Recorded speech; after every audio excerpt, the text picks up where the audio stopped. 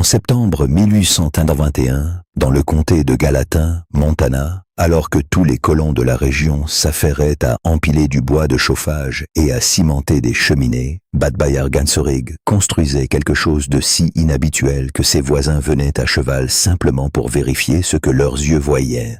Cet immigrant mongol de 38 ans érigeait une cabane avec des murs de 3 pieds d'épaisseur, isolé avec de la laine de mouton non traitée et équipé de tuyaux en argile serpentant à travers tout le bâtiment, mais manquant ostensiblement de cheminée ou de poêle. Il n'y avait rien dans la structure capable de contenir une flamme. « Il va mourir de froid avant Noël », déclara un éleveur, ajoutant « Cet homme construit son propre cercueil ».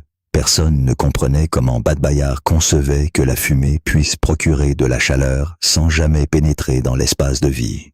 Si vous souhaitez découvrir ce qui s'est passé lorsque les températures ont chuté à moins 40 degrés en janvier et que ses voisins l'ont trouvé confortablement au chaud malgré l'absence de feu à l'intérieur, veuillez vous abonner à cette chaîne et partager votre lieu de visionnage dans les commentaires ci-dessous. Bad Bayar Ganserig est arrivé au Montana au printemps 1887, rejoignant un petit afflux d'immigrants mongols qui ont voyagé vers l'ouest le long des chemins de fer, à la recherche d'emploi et de propriété. Ils avaient laissé derrière eux les empires russes et chinois, qui exerçaient une pression sur leur terre natale depuis des directions opposées.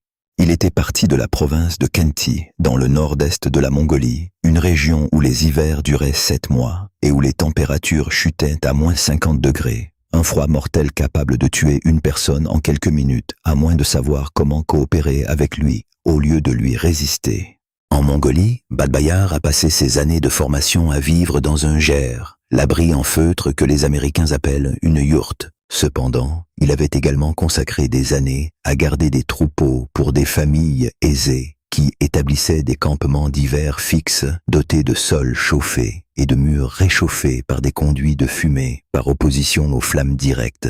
Ce système ancien avait été perfectionné au fil des centaines d'années par des individus qui reconnaissaient qu'un feu intérieur présentait des dangers, était inefficace et pouvait être évité si l'on maîtrisait l'art d'exploiter sa chaleur sans ses risques associés. L'approche mongole était ingénieuse. Un feu modeste brûlait dans une fosse en pierre, soit à l'extérieur, soit sous le bâtiment. La fumée chaude résultante passait ensuite par des conduits en argile ou en pierre, intégrés dans les sols et les murs, transférant sa chaleur dans la masse thermique avant de s'échapper finalement par une ventilation éloignée. Il n'y avait pas de flammes internes, pas d'étincelles, pas de fumée imprégnant l'espace de vie, et aucun danger des incendies qui coûtaient la vie à d'innombrables familles dormant trop près de foyers ouverts, seulement une chaleur omniprésente rayonnant de chaque surface. L'Amérique offrait la perspective d'opportunité et de terre. Cependant, ce qu'elle offrait réellement dans les vallées montagneuses du sud-ouest du Montana, c'était des hivers rigoureux et une méthode de chauffage rudimentaire qui laissait Bad Bayar complètement perplexe. Son 1er janvier dans le comté de Gallatin faillit lui être fatal. Il était employé comme tondeur de moutons dans un ranch près de Bozeman, résidant dans un dortoir équipé d'un poêle en fonte qui brûlait ardemment toute la nuit, mais ne parvenait pas à empêcher le givre de s'accumuler sur les murs intérieurs. Les cow-boys américains consommaient du bois comme s'il était illimité, jetant d'énormes bûches dans les feux à plein bras, la chaleur s'échappant par la cheminée presque aussi vite qu'elle était produite. Ils se réveillaient toutes les quelques heures pour attiser les feux, naviguer dans l'obscurité glaciale et maudire le froid pénétrant qui s'infiltrait dans chaque interstice. Bad Bayar observait cela avec l'étonnement silencieux de quelqu'un qui voit une technologie supérieure être ignorée. Ces Américains possédaient du fer, du bois, de la laine et de l'argile, tous les matériaux nécessaires à la construction d'un bâtiment efficacement chauffé. Pourtant, ils persistaient à faire des feux à l'intérieur, laissant la majeure partie de la chaleur s'échapper par la cheminée, inhalant de petites quantités de fumée et mettant leur vie en danger avec des flammes nues pendant leur sommeil. Le problème n'était pas les basses températures. La Mongolie connaissait des conditions encore plus froides. Au lieu de cela, le vrai problème résidait dans l'emplacement des feux américains et leur méthode de distribution de la chaleur, En 1881, Badbayar avait accumulé suffisamment de fonds grâce à son travail lié aux moutons pour acquérir 20 acres de pâturage situés dans une vallée protégée au sud de Bozeman. La propriété offrait d'excellents pâturages, une source naturelle fiable et un modeste troupeau de moutons inclus dans la transaction. D'autres colons des environs avaient construit des cabanes typiques, avec des murs en rondins, des cheminées en pierre et des poêles en fer qui consommaient d'énormes quantités de bois de chauffage, mais laissaient quand même les familles trembler de froid. Badbayar, cependant, avait l'intention d'ériger quelque chose d'unique, quelque chose que ses voisins n'avaient jamais rencontré, une structure qui les amènerait à douter de son jugement, jusqu'à ce que le premier gel sévère justifie son approche non conventionnelle. On avait observé Badbayar arpenter méticuleusement sa terre nouvellement acquise, utilisant des cordes de mesure et des mouvements de main particuliers, désignant non seulement l'emplacement de la cabane, mais aussi une zone distincte à 20 pieds de distance, ayant clairement l'intention d'y construire une structure auxiliaire. Hendricks, venant à cheval pour se présenter, demanda « Un foyer ?» Badbayar répondit, son accent anglais encore fortement teinté de sonorité mongole. Un foyer extérieur pour cuisiner, il ajouta. Pour réchauffer l'intérieur, la fumée circule à travers les murs. Hendricks le regarda un instant avant de rire. Mon ami, la fumée monte par les cheminées, c'est le processus habituel. Badbayar rétorqua. En Amérique peut-être, mais en Mongolie, la fumée fait un voyage plus long avant de s'échapper. Le désaccord avec son épouse, Oyun Chimeg, commença dès que Badbayar révéla l'absence de poêle. Il l'avait guidé autour de l'emplacement de la cabane, lui montrant les murs de 3 pieds d'épaisseur qu'il comptait construire et les conduites d'argile qui s'y enrouleraient. Le foyer désigné, situé à 20 pieds du bâtiment principal, était l'endroit où toute la combustion aurait lieu. Pas de feu à l'intérieur, déclara Oyun Chimeg sans détour, son souffle visible dans l'air vif du matin de septembre. Ce système fonctionne bien en Mongolie. Ici, les gens nous considéreront comme primitifs. Ils le font déjà. Au moins, nous serons des primitifs au chaud. Elle s'inquiéta. Et si les tuyaux se cassent, et si la fumée s'échappe, nous pourrions suffoquer pendant notre sommeil. Les conduits ne se fissureront pas. Je les construirai correctement, comme mon grand-père l'a fait. De l'argile superposée sur du sable, laissée sécher progressivement. Il ajouta, je les ai scellés avec de la chaux. Oyun Chimeg avait voyagé avec son mari à travers un océan entier et une grande partie d'un continent. Elle avait supporté le bateau à vapeur confiné, les regards hostiles et les agents d'immigration qui peinaient avec leur nom. Cependant, construire une habitation sans cheminée semblait fondamentalement différent, une réticence à s'adapter qui pourrait compromettre tout leur avenir. Les Américains ont des poêles, remarqua-t-elle doucement, des poêles en fer fonctionnels. Pourquoi devons-nous être uniques ? Parce que leur système de chauffage consomme 10 fois plus de bois et les laisse pourtant frileux. Parce que j'ai observé des hommes se réveiller toutes les 2 heures pendant l'hiver pour attiser des feux qui exigent plus de combustible qu'ils n'apportent de chaleur. Notre méthode est supérieure, il affirma. Nos ancêtres l'ont compris pendant 1 millénaire. La nouvelle de la construction proposée par Badbayar parvint à Thomas Hendricks en 7 jours. Le rancher vint sous prétexte de discuter des limites de terrain et découvrit Badbayar en train de creuser le foyer. C'était une excavation revêtue de pierre, de 3 pieds de profondeur et 4 pieds de large, située à 20 pieds de l'endroit où les murs de la cabane étaient en cours d'érection. « Gansorig !» cria Hendricks, descendant de cheval avec un bruit sourd. « Les habitants de la ville parlent de votre habitation. Laissez-les converser. » Ils prétendent que vous construisez sans conduit de fumée, sans chauffage, et que vous avez l'intention de chauffer la structure en utilisant une sorte de réseau de conduits. C'est exact. Hendricks s'approcha, examinant le foyer et le canal qui en partait vers l'emplacement de la cabane. J'ai exploité un ranch dans cette vallée pendant une 12aine d'années. J'ai vu des individus tenter des concepts ingénieux, des éoliennes qui se sont brisées, des projets d'irrigation qui ont gelé. Les stratégies nouvelles ne résistent pas aux hivers du Montana, mon ami. Seules les techniques établies perdurent. Badbayar insista. Cette technique est établie, validée depuis des siècles en Mongolie. là où les saisons froides sont plus rigoureuses que tout ce que cette vallée a jamais connu. La Mongolie possède des facteurs environnementaux distincts. Tout est différent. Hendrix secoua lentement la tête. Vous avez l'intention de faire circuler la fumée à travers vos murs et vous vous attendez à ce qu'elle réchauffe l'intérieur. Que se passe-t-il lorsque ces conduits s'encrassent dessus? Quand ils se fracturent à cause de la chaleur? Quand votre épouse se réveille en respirant de la fumée au lieu d'air frais? Bad Bayar déclara calmement. Elle se réveillera en ayant chaud. C'est le résultat. La confrontation au magasin général de Bozeman eut lieu 14 jours plus tard. Bad Bayar s'y était rendu pour des provisions, argile, chaux en poudre, laine en balle, et découvrit un rassemblement de ranchers près du comptoir débattant de son projet de construction. Les Mongols construisent une sorte de fumoir, commenta une personne. Des murs remplis de laine, apparemment, des conduits partout, et un feu brûlant dans un foyer extérieur. Un autre ajouta, cet homme est soit fou, soit il a l'intention de se fumer comme du porc. J'ai entendu dire qu'il n'avait aucun conduit de cheminée. Où la fumée est-elle censée sortir? Par une ouverture de l'autre côté, semble-t-il, mais seulement après avoir traversé 20 pieds de tuyauterie à l'intérieur des murs. Quelqu'un conclut, ce n'est pas une habitation, c'est un piège mortel. Bad Bayar rassembla ses provisions sans prendre part à la discussion. Il chargea sa charrette, régla sa facture avec le commerçant et rentra chez lui pendant l'après-midi automnal. Les Américains étaient libres de se moquer.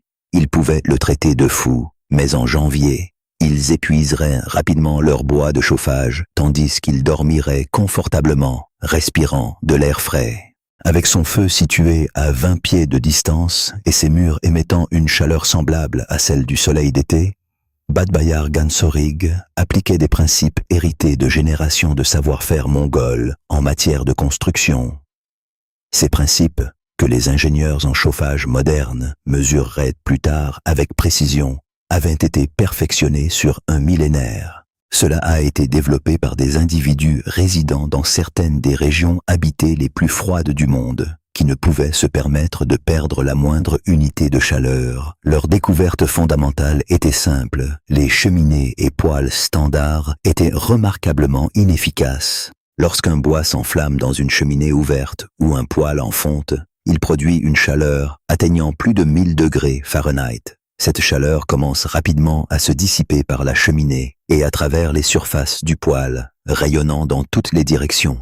Un poêle de frontière typique ne captait qu'environ 30 à 40% de la chaleur qu'il produisait. La majeure partie s'échappait directement par la cheminée, réchauffant le ciel au lieu des familles transies. L'approche de Bayar a inversé cette inefficacité. Au lieu de laisser les gaz de combustion chauds s'échapper instantanément, il les a fait circuler à travers 200 pieds de tuyauterie en argile avant qu'ils ne puissent s'échapper.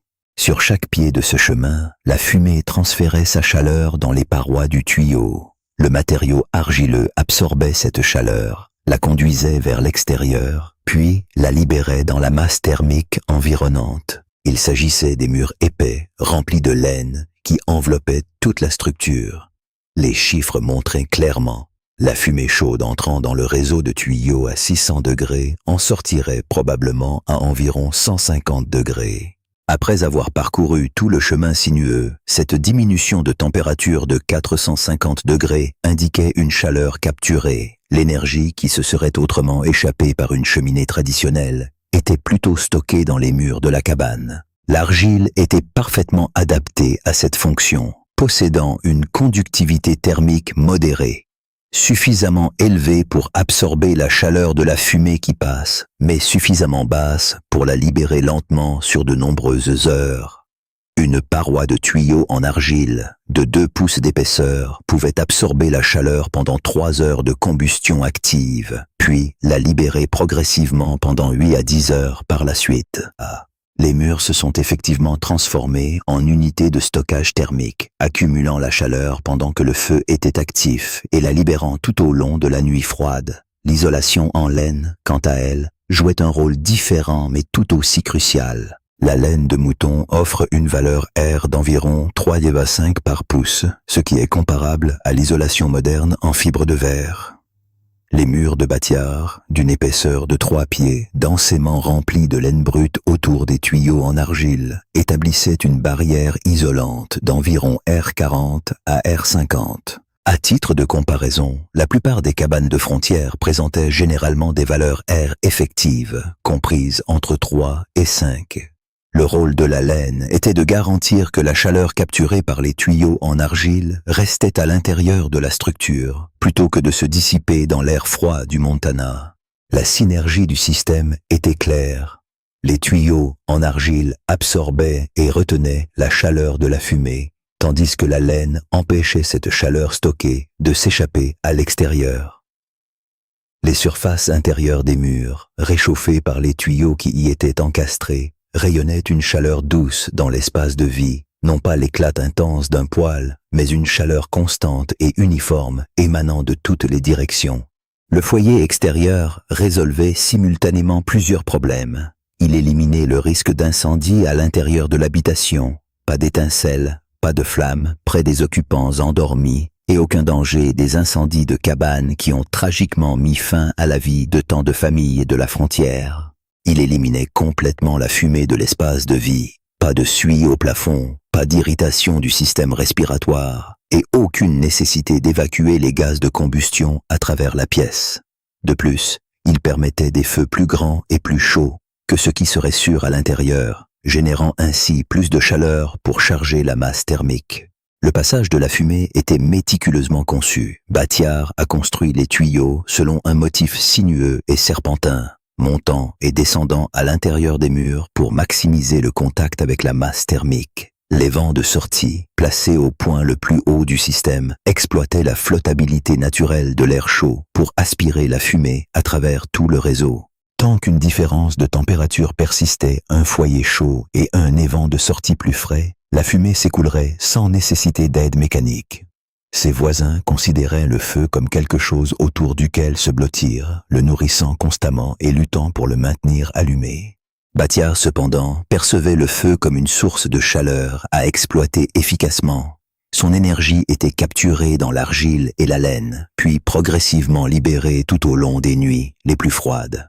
La construction a commencé fin mai 1891, dès que le sol avait suffisamment dégelé pour travailler. Ce projet exigeait plus de préparation que toute structure typique, mais les matériaux eux-mêmes ne coûtaient presque rien. Le véritable investissement était le temps et les connaissances spécialisées. Le foyer était le premier élément à construire. Badbier a creusé un trou de 3 pieds de profondeur et de 4 pieds de largeur. Il l'a tapissé de pierres plates, jointes au mortier pour contenir la chaleur, et un couvercle en pierre doté d'une grille en fer amovible couvrirait le foyer, lui permettant d'alimenter le feu par le haut, tout en dirigeant toute la fumée dans le système de canaux. Le foyer était situé à 20 pieds de l'emplacement de la cabane, une distance suffisante pour éliminer tout risque d'incendie, mais suffisamment proche pour que la fumée conserve la majeure partie de sa chaleur. Lors de son parcours initial, le canal principal partait du foyer par une tranchée revêtue de pierre. Creusé à 18 pouces sous terre, ce conduit initial s'étendait sur 20 pieds jusqu'aux fondations de la cabane. Ce passage souterrain empêchait la perte de chaleur avant que la fumée n'atteigne la structure. Le fossé était tapissé de pierres plates et scellé avec du mortier d'argile, créant un conduit lisse qui ne retenait pas le limon et n'entravait pas le flux d'air. Les murs de la cabane furent progressivement érigés en juin et juillet. Battier construisit une ossature extérieure avec de lourds poteaux en bois au coin et tous les 4 pieds le long des murs, créant un squelette pour soutenir cette construction inhabituelle. Les murs eux-mêmes furent construits en couches, une coque extérieure de rondins horizontaux calfeutrés à l'argile, puis une cavité de 3 pieds qui contiendrait plus tard l'isolation en laine et le réseau de tuyaux, et enfin une coque intérieure de mortier d'argile lisse sur un treillis de saules tressés. Les tuyaux d'argile exigèrent le plus de savoir-faire. Battier les façonna à la main, en roulant de l'argile mélangée à du sable autour de chevilles en bois pour créer des tuyaux de 4 pouces de diamètre avec des parois d'1 pouce d'épaisseur. Chaque section mesurait 2 pieds de long, avec des extrémités évasées pour permettre l'emboîtement et le scellement avec de l'argile fraîche. Il les fit sécher lentement à l'ombre pour éviter les fissures, un processus qui prenait 3 semaines par lot. Le réseau de tuyaux commençait là où le conduit souterrain entrait dans les fondations de la cabane. De là, les tuyaux montaient à travers la cavité murale selon un motif sinueux. 3 pieds vers le haut, 4 pieds horizontalement, 3 pieds vers le bas, puis de nouveau horizontalement, serpentant à travers les 4 murs avant de finalement sortir par un évent à l'extrémité opposée de la structure. La longueur totale dépassait les 200 pieds, chaque pouce étant une surface de contact pour le transfert de chaleur. L'installation des tuyaux prit presque tout le mois d'août. Battier travailla depuis l'intérieur de la cavité murale, raccordant les sections et scellant les joints. Des supports en bois soutenaient le réseau. Maintenant, chaque tuyau en place. Oyunchimeg mélangeait le mortier et passait les matériaux à travers les ouvertures du cadre, son scepticisme cédant progressivement la place à l'admiration pour la complexité de ce que son mari construisait. L'isolation en laine fut ajoutée en dernier. Battier avait accumulé près de 400 livres de laine brute, le rendement de son propre troupeau étant complété par des achats auprès de fermiers voisins qui pensaient qu'il rembourrait des matelas. Il la tassa soigneusement autour des tuyaux, remplissant chaque pouce de la cavité murale de 3 pieds avec ce matériau dense et résilient. La laine enveloppait les tuyaux d'argile comme une couverture, garantissant que la chaleur qu'ils retenaient irradierait vers l'intérieur plutôt que de s'échapper. Fin septembre, la cabane était terminée. Un intérieur de 16 pieds sur 20, avec des murs de 3 pieds d'épaisseur. Les tuyaux d'argile serpentant à travers les 4 côtés, un foyer relié par le conduit souterrain et un évent sortant du mur opposé. Pas de cheminée, pas de poêle, rien à l'intérieur qui puisse brûler. Le 3 octobre 1891, Battier alluma le premier feu dans son foyer extérieur et regarda la fumée commencer son voyage de 200 pieds à travers les murs de sa maison. Fin octobre, la cabane de Battier-Gonzalez était devenue la construction la plus discutée du comté de Gallatin. Les fermiers faisaient des détours sur leur chemin vers Bozeman juste pour passer et fixer du regard le bâtiment sans cheminée. Les cowboys se rassemblaient au saloon pour débattre si la famille mongole allait mourir de froid, d'asphyxie ou d'une manière ou d'une autre brûler une cabane sans feu à l'intérieur.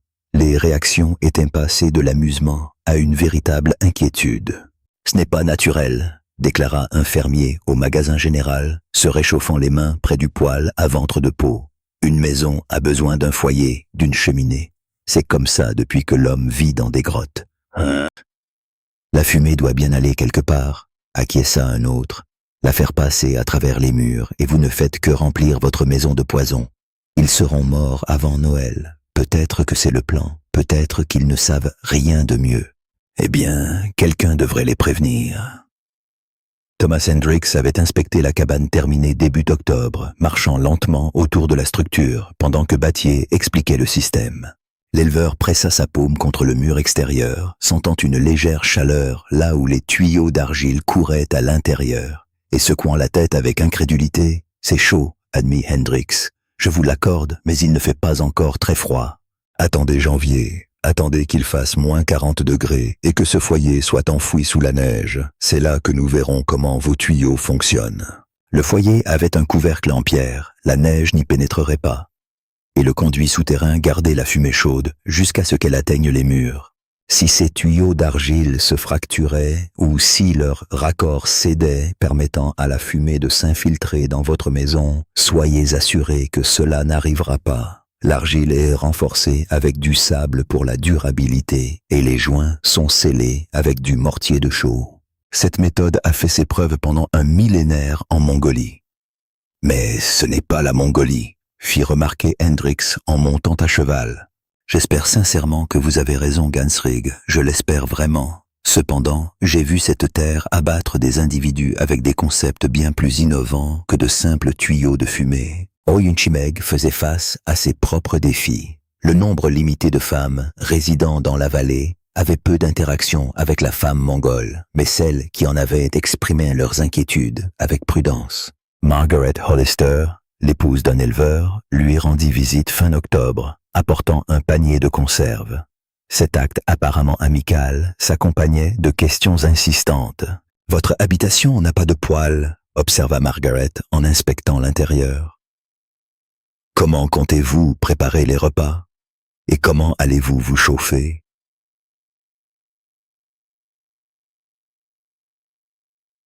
Nous cuisinons dehors dans le foyer ou avec un petit réchaud portable. Par mauvais temps, les murs nous procurent de la chaleur, les murs eux-mêmes. Margaret passa sa main sur la surface lisse en argile à l'intérieur, sentant la chaleur subtile qui en émanait. C'est tout à fait unique. Je n'ai jamais rien connu de tel.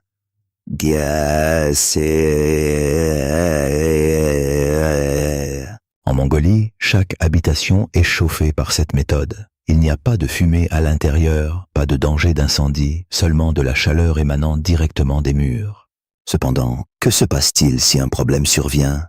Et si le mécanisme tombe en panne pendant la partie la plus froide de l'hiver? Il ne tombera pas en panne. Mon mari l'a construit correctement.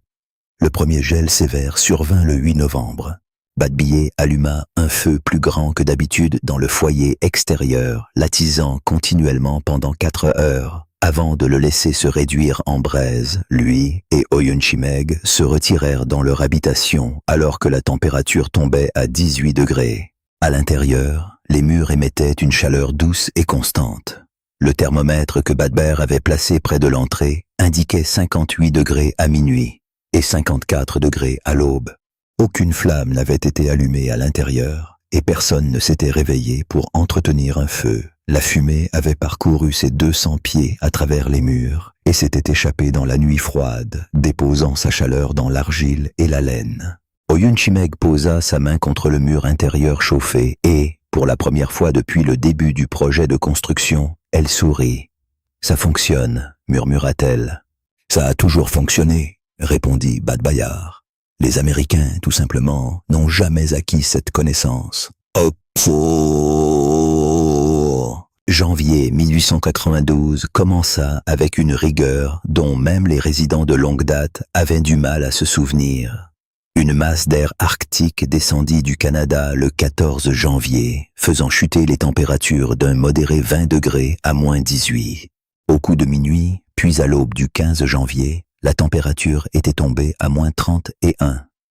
De plus, le matin du 16 janvier, le thermomètre extérieur du ranch de Thomas Hendricks indiquait moins 40 degrés.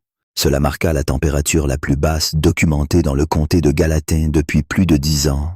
La situation fut exacerbée par le vent, avec des rafales atteignant 25 miles par heure. Cela a poussé les valeurs de refroidissement éolien à des niveaux rendant la survie impossible. La peau non protégée gèlerait en moins de 60 secondes. Le bétail, incapable de trouver refuge, a péri sur place. La neige ne tombait pas simplement, elle attaquait, balayant horizontalement la vallée. Comme rien ne pouvait entraver sa progression à travers le comté, une lutte désespérée pour l'existence commença. Andrew Thomas Hendricks consommait sa réserve de bois de chauffage méticuleusement arrangée à un rythme alarmant. Ses ouvriers agricoles travaillaient par rotation, transportant du combustible de la grange et alimentant continuellement le poêle du dortoir. Malgré la fonte rayonnant une lueur rouge, de la glace se formait toujours sur les murs intérieurs. Les hommes dormaient avec leurs vêtements d'extérieur, se réveillant toutes les heures et demie pour réapprovisionner le bois, naviguant dans l'obscurité glaciale dans un cycle épuisant qui les laissait complètement vidés. La famille Morrison, située à 3 miles au nord, a connu de plus grandes difficultés. Leur cheminée s'est fracturée le deuxième soir. Le contraste de température significatif entre le brasier intense à l'intérieur et le froid mortel à l'extérieur a fait craquer le mortier entre les pierres. La fumée s'est répandue dans l'habitation jusqu'à ce qu'ils réussissent à boucher l'ouverture avec des chiffons. Même après cela, la circulation de l'air était compromise. Il consommait le double de bois pour seulement la moitié de la chaleur. Confiné à une seule pièce, alors que la glace recouvrait les murs du reste de sa maison, un colon solitaire nommé Elias Crawford a épuisé sa réserve de bois de chauffage le 17 janvier. Il a incinéré ses meubles, puis ses planchers, avant de tenter d'atteindre un ranch voisin à pied. Le lendemain matin, il a été découvert gelé à 200 mètres de sa propre entrée. incapable de distinguer sa cabane au milieu du blizzard. À la propriété Gansrig, le 14 janvier a commencé comme une journée d'hiver typique. Bat-Bié s'est réveillé avant le lever du soleil, a traversé le froid mordant jusqu'au foyer extérieur et a allumé le feu du matin. Il l'a maintenu constamment pendant 3 heures. Le pin et le genévrier sec brûlaient avec fureur et propreté, tandis que la fumée parcourait son chemin de 200 pieds à l'intérieur des murs de la cabane. Au moment où les températures chutaient à -40, les conduites d'argile intégrées dans ces murs de 3 pieds, remplis de laine, avaient accumulé suffisamment d'énergie thermique pour émettre de la chaleur pendant les 14 heures suivantes. Battier et Oyenchemeg ont enduré la période la plus rigoureuse de la vague de froid à l'intérieur de leur habitation, ne s'aventurant dehors que pour gérer le foyer extérieur 2 fois par jour. Les surfaces intérieures des murs émettaient une chaleur douce, pas brûlante au toucher, mais nettement plus chaude que l'air ambiant, diffusant la chaleur de toutes parts. Le thermomètre près de l'entrée indiquait 52 degrés le matin le plus froid, un moment où l'air extérieur pouvait instantanément geler la peau exposée. Aucune flamme n'était allumée à l'intérieur, aucune fumée ne pénétrait l'espace, et personne ne se levait à minuit pour attiser les braises mourantes. La capacité thermique substantielle des conduits d'argile, alimentés par le feu extérieur et protégés par 3 pieds de laine, émettait progressivement et constamment sa chaleur accumulée tout au long des interminables nuits glaciales. Le 18 janvier, Thomas Hendricks a envoyé un ouvrier agricole rendre visite à la famille mongole. L'individu a voyagé à travers le froid intense, s'attendant à découvrir des restes gelés ou, au minimum, une famille dans des circonstances désastreuses. Au lieu de cela, il a observé Bat-Bayer s'occupant sereinement de son foyer extérieur, avec de la fumée s'élevant de l'évent d'échappement éloigné, la cabane semblant tranquille et douillette au milieu du terrain glacé. L'ouvrier agricole est revenu avec des informations qui semblaient incroyables. La famille, malgré l'absence de cheminée et de poêle, était plus confortable que quiconque dans toute la vallée. Thomas Hendricks est arrivé à la propriété Gansrig le 20 janvier, 2 jours après le retour de son ouvrier agricole, avec le récit incroyable. L'éleveur de bétail s'était à peine reposé pendant 1 semaine, attisant continuellement les feux pour combattre les tuyaux gelés. 2 jeunes veaux avaient succombé au froid, son visage était gercé et émacié, ses yeux cernés par la fatigue. Il a découvert Bat-Bear à l'extérieur de l'habitation, arrangeant placidement des bûches près du foyer extérieur encastré dans la roche. Hendricks a rapidement observé que la réserve de bois des Mongols semblait presque intacte, malgré avoir enduré 1 semaine du froid le plus rigoureux jamais enregistré.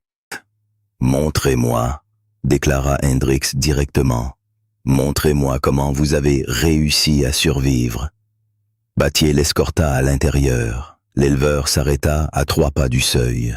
Son corps reconnaissait ce que son intellect peinait à saisir. L'atmosphère était chaude, vraiment agréablement chaude, sans aucune flamme visible brûlant nulle part à l'intérieur. Pas de cuisinière, pas de cheminée, pas d'âtre. Simplement 4 murs émettant une douce chaleur, semblable à des roches chauffées par le soleil d'été. « Touchez le mur », instruisit Battier. Hendricks retira son gant et posa sa paume contre la surface lisse en argile. Une douce chaleur accueillit sa peau refroidie, pas brûlante, mais nettement plus chaude que l'atmosphère ambiante. Il traça le mur, percevant une légère augmentation de température là où les conduits passaient, et une légère fraîcheur entre eux, mais toujours au-dessus du point de congélation. Confortable partout.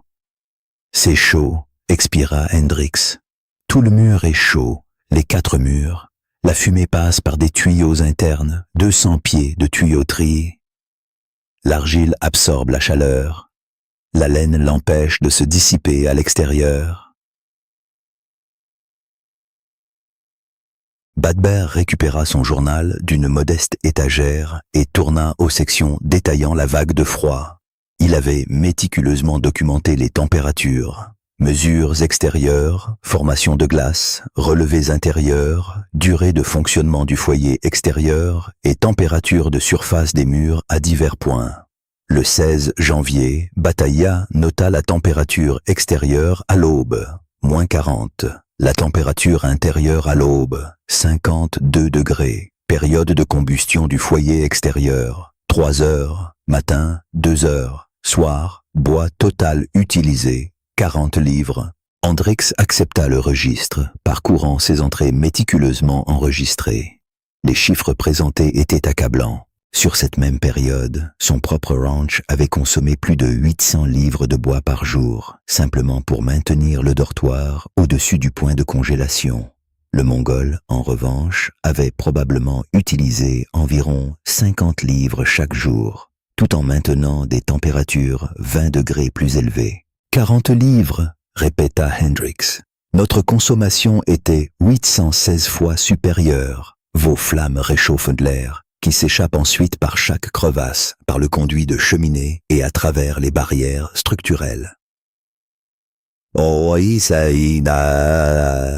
Une combustion constante est nécessaire pour compenser la perte de chaleur. Badbayer désigna les murs d'enceinte.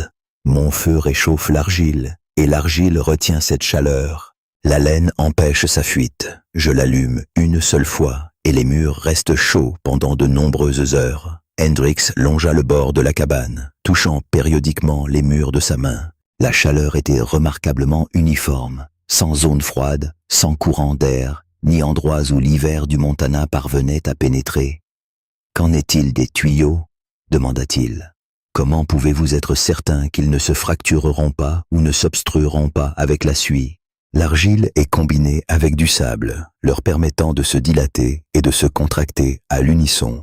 Les raccords sont scellés avec de la chaux flexible, et les tuyaux eux-mêmes sont généreusement dimensionnés, mesurant 4 pouces de diamètre.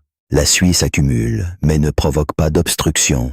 Chaque année, je les nettoie à l'aide de brosses fixées à de longues perches. Oyunchimeg sortit de l'arrière-salle, tenant plusieurs tasses de thé. Elle tendit une tasse à Hendricks, dont les mains tremblaient en l'acceptant. Son tremblement n'était pas dû au froid, mais à la profonde compréhension de la quantité de difficultés qui auraient pu être évitées s'il avait compris la construction du Mongol. « Je vous ai traité de fou », murmura Hendricks. « J'ai dit à tout le monde que vous construisiez un engin mortel. Vous n'avez pas compris. Comment auriez-vous pu? Vous n'aviez jamais vu son fonctionnement? Je l'ai observé maintenant. » Hendricks regarda Battier dans les yeux. « Pourriez-vous m'apprendre à en construire un ?» Le premier visiteur après Thomas Hendricks fut l'éleveur dont le conduit de cheminée s'était fracturé. Douglas Morrison, accompagné de sa femme et de ses 3 enfants, arriva le 22 janvier, entassé dans un chariot. Il cherchait refuge loin d'une habitation qu'il ne pouvait plus chauffer en toute sécurité. « Hendricks nous a parlé de vos murs », déclara Morrison, debout à l'entrée de Gansorik, tenant son chapeau. « Il a dit que vous restiez au chaud sans feu intérieur. Nous n'avons pas bien dormi depuis 5 jours, les enfants tous à cause de la fumée. » Battier les accueillit immédiatement. La famille Morrison resta 2 nuits dans la cabane chauffée pendant que Douglas retournait réparer sa cheminée. Ils expérimentèrent, pour la toute première fois, la sensation de chaleur radiante provenant de la masse thermique. Pas de feux intenses, pas d'atmosphère enfumée, pas besoin de se réveiller toutes les 2 heures pour attiser les flammes. Seulement une chaleur douce et constante rayonnant de tous les murs. « Oyunchimeg, on dirait une étreinte », murmura la femme de Morrison. « Tout l'espace vous garde confortablement au chaud. » Fin janvier, Badbayer avait hébergé 11 familles dans sa demeure. Certaines cherchaient un refuge, tandis que d'autres souhaitaient simplement être témoins de l'impossible apparent. Les éleveurs qui avaient auparavant ridiculisé les tuyaux de fumée mongols se tenaient maintenant dans sa pièce principale, sentant la chaleur des murs de leurs mains, s'informant sur la composition de l'argile et les dimensions des tuyaux. Thomas Hendricks fut la première personne à s'engager à construire son propre système. Il arriva début février, accompagné de son superviseur et de 2 ouvriers agricoles, leur carnet prêt. Ils étaient prêts à absorber toutes les connaissances que Badbayer avait à transmettre. Le foyer est la première étape, précisa Battier, les guidant à travers le processus de construction à l'aide de schémas. Revêtu de pierre, suffisamment profond pour retenir les braises, et couvert pour canaliser toute la fumée dans le conduit. Positionné à 20 pieds du bâtiment principal, une distance sûre mais suffisamment proche pour maintenir la chaleur. Pendant 3 jours, il leur enseigna la construction des tuyaux en argile, la proportion correcte d'argile et de sable, la méthode pour créer des tubes uniformes et la nécessité d'un séchage progressif pour éviter les fissures. Il leur montra comment concevoir l'agencement sinueux à l'intérieur des murs, comment déterminer la longueur totale des tuyaux nécessaires pour une distribution de chaleur suffisante et comment sceller les raccords avec un mortier de chaux flexible qui ne se fracturerait pas. « Vous partagez toutes vos connaissances », fit remarquer Oyun Chimeg un soir après qu'un autre groupe fut parti avec de nombreux schémas et directives. « L'information confinée à une seule famille périt avec cette famille », répondit Badbayar. Une connaissance répandue soutient de nombreuses familles en Mongolie. Ici, tout le monde savait comment construire des murs chauffants. Je suis le seul individu. Je ne suis pas ça. Cette situation doit changer. Le premier nouveau projet de construction a débuté au Ranch Hendricks en avril, avec Battier qui le supervisait personnellement. Il a méticuleusement inspecté chaque joint de tuyau et testé chaque segment de conduit pour un flux d'air adéquat. Ce système particulier était plus compact que le sien. Il était destiné à un seul dortoir, pas à une habitation familiale, mais il respectait les mêmes principes fondamentaux.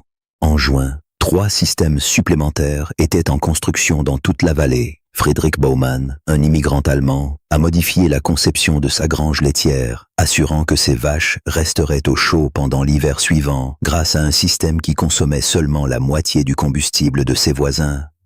Sarah Crane, une veuve, a employé des ouvriers pour améliorer sa cabane actuelle, installant des tuyaux à l'intérieur de nouvelles cloisons, ce qui a transformé sa résidence froide en un havre de paix chaud et confortable. En août, le journal de Bozeman a publié un article détaillant la technique mongole de chauffage radiant. La correspondance affluait de tout le Montana, de l'Idaho et du Wyoming, envoyée par des colons qui cherchaient désespérément une alternative à la coupe de bois incessante et à l'alimentation des feux qui dominaient leur saison froide. Badbayar a répondu à chaque lettre. Il a esquissé des diagrammes, élucidé les principes sous-jacents et méticuleusement décrit le processus de construction. Il n'a jamais demandé de paiement, le refusant même lorsqu'on le lui offrait. Il a informé Hendricks. En Mongolie, cette expertise est communautaire. Elle devrait être partagée par tout le monde ici aussi, car le froid affecte tous sans distinction. Et la chaleur ne devrait pas l'être non plus. Badbayar Gansorig a passé 36 années supplémentaires à résider dans cette vallée du comté de Gallatin. Il est décédé en 1927, entouré de ses enfants et petits-enfants qui avaient été élevés dans une habitation où la chaleur émanait directement des murs et non de flammes nues dans la pièce. La cabane initiale est restée debout jusqu'en 1954, date à laquelle son petit-fils l'a finalement démontée pour construire une maison contemporaine dotée de chauffage électrique. Remarquablement, les tuyaux d'argile interne étaient encore intacts après 63 ans. Il n'y avait pas de fissures, pas de dysfonctionnement. Le système identique qui avait fourni de la chaleur à la famille pendant le rude hiver de 1882 continuait de fonctionner parfaitement. Cet hiver de 1892 a servi de référence définitive pour juger tous les hivers suivants du Montana. Les résidents plus âgés demandaient fréquemment « Est-ce aussi rigoureux que 92 ?» et la réponse était presque invariablement négative. Cependant, même des hivers moins rigoureux continuaient de décimer le bétail et d'épuiser les familles qui combattaient le froid avec des poêles et des cheminées traditionnelles. Chaque matin glacial rappelait la faisabilité que Badbayar avait démontrée. En l'an 1900, les systèmes de chauffage radiant par tuyaux de fumée s'étaient étendus au-delà du comté de Gallatin, atteignant les comtés adjacents de Madison, Park et Broadwater. Des publications agricoles présentaient des articles discutant de l'approche mongole du chauffage par masse thermique.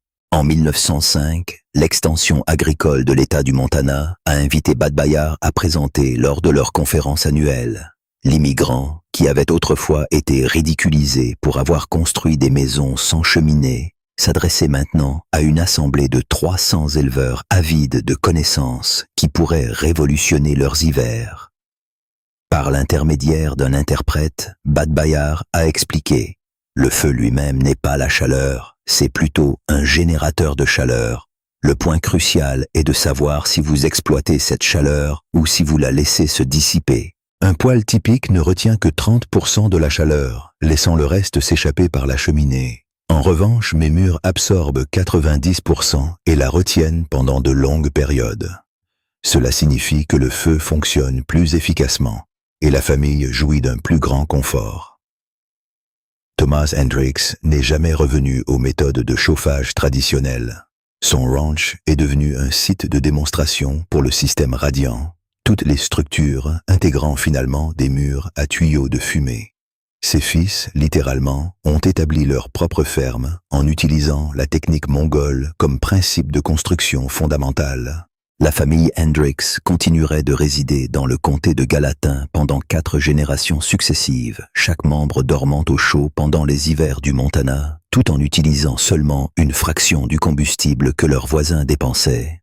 Le concept fondamental que Bad Bayar a saisi, l'emploi de la masse thermique pour capter, retenir et libérer progressivement la chaleur des gaz de combustion, est évident dans les poêles de masse du monde entier aujourd'hui. Les itérations contemporaines présentent des foyers méticuleusement conçus et des calculs précis, des parcours de conduits de fumée. Néanmoins, la compréhension centrale persiste. Utiliser la chaleur de la fumée avant qu'elle ne s'échappe. L'andole coréen, la petchka russe et la cheminée contraflow finlandaise sont toutes des manifestations de la même connaissance ancestrale que Bad Bayar a introduite au Montana depuis les steppes mongoles. Ce que Bad Bayar avait compris et ce que d'innombrables générations de bergers et de constructeurs mongols avaient su, c'est que combattre l'inefficacité du feu était plus simple que de lutter directement contre le froid. Ses voisins affrontaient l'hiver en faisant de plus grands feux, en consommant plus de bois et en s'engageant dans un labeur continu. Bad Bayar, à l'inverse, s'attaquait à l'inefficacité en employant la masse thermique et l'isolation, retenant ainsi la chaleur que d'autres laissaient se dissiper. Il n'a pas augmenté sa consommation de combustible, il a plutôt simplement réduit le gaspillage. Ce principe transcende les simples systèmes de chauffage, illustrant que si chaque défi présente des solutions énergiques qui épuisent ceux qui les tentent, il existe aussi des approches raffinées qui fonctionnent plus intelligemment grâce à une compréhension de la physique fondamentale impliquée. Les voisins de Bad Bayar percevaient la fumée comme un sous-produit à expulser. Bad Bayar, cependant, considérait la fumée comme un conduit de chaleur à utiliser jusqu'à ce que chaque unité thermique britannique soit extraite. Oyun Chimeg a survécu à Bad Bayar de 7 ans, passant ses derniers hivers dans la cabane qu'ils avaient construite ensemble, maintenue au chaud par des murs qui avaient émis de la chaleur pendant près de 40 ans. Après son décès, sa fille a découvert une note dissimulée dans le livre de prière bouddhiste de la famille. Écrite de la main méticuleuse d'Oyun Chimeg en mongol, elle disait « Il affirmait que les murs retiendraient la chaleur. Moi, cependant, je croyais qu'il construisait une tombe. » Les murs ont en effet retenu la chaleur pendant 4 décennies. Les Américains incinéraient des forêts entières pour combattre le froid, tandis que nous ne brûlions que des branches pour obtenir de la chaleur. Il avait compris une vérité qu'il n'avait jamais saisie. La chaleur cherche naturellement à se dissiper, mais l'intelligence peut la forcer à rester. Le foyer d'origine a depuis longtemps été recouvert de terre, mais le principe sous-jacent continue de persister.